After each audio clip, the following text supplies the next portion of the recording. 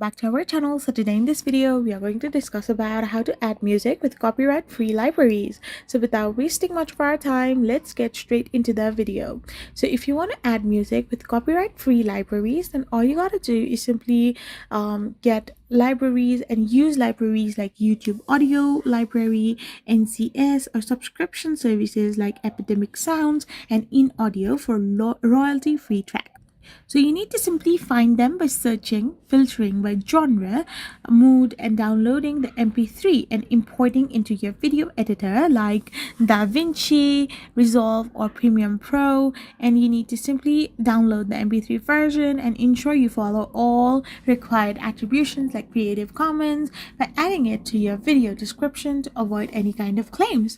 So this is how you can simply add music with copyright-free libraries. I hope you found this video helpful, so don't forget to hit that subscribe button and do give us a thumbs up.